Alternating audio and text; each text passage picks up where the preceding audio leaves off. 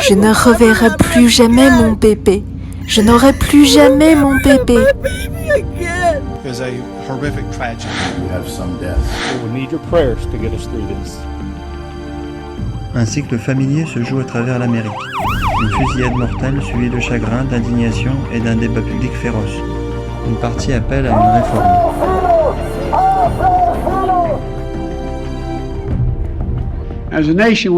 En tant que nation, nous devons nous demander quand, au nom de Dieu, allons-nous tenir tête au lobby des armes à feu? Quand, au nom de Dieu, ferons-nous ce que nous savons tous devoir faire?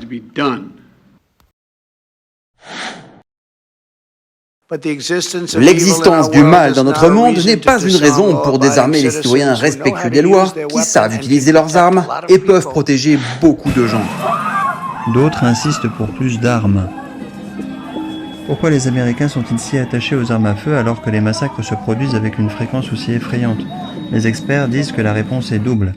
Lorsque l'Amérique a réussi à se libérer de la domination britannique, le droit de porter des armes a été considéré comme un moyen pour les citoyens de se protéger contre la domination tyrannique du gouvernement. Et plus récemment, on croit de plus en plus que les armes à feu sont nécessaires pour la sécurité personnelle.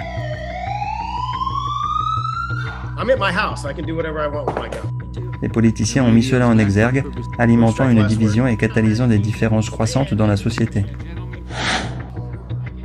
L'ancien dirigeant de l'industrie américaine Ryan Buss déclarait que l'industrie des armes à feu, qui pèse près de 20 milliards de dollars, a exploité les craintes du crime et des bouleversements raciaux pour réaliser des ventes records.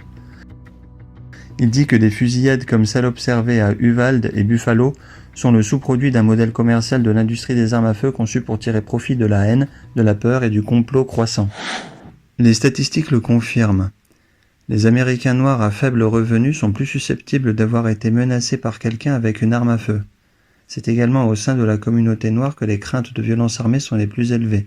La majorité de tous les groupes non blancs a appelé à des lois plus strictes sur les armes à feu, contre moins de la moitié des Américains blancs.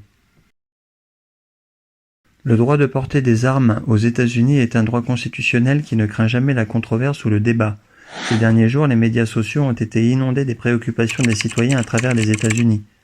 Un côté demande si la vie d'un enfant est moins importante que le droit de posséder une arme à feu, alors que l'autre insiste sur le fait que la suppression des armes à feu exposerait les moyens respectueux des lois à un risque plus élevé de violences armées qu'ils ne le sont déjà actuellement. Ces débats sur les réseaux sociaux reflètent des chiffres qui montrent que les citoyens américains sont clairement divisés sur le contrôle des armes à feu. Et de 2000 à 2017, il y a eu une évolution vers la protection des droits de propriété.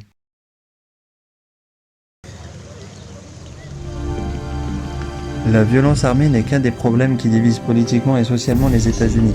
C'est aussi une itération tragique de l'exceptionnalisme américain. Les politiciens demandent qu'un choix soit fait, un choix entre la liberté de posséder une arme à feu ou la liberté de choisir de vivre sans peur.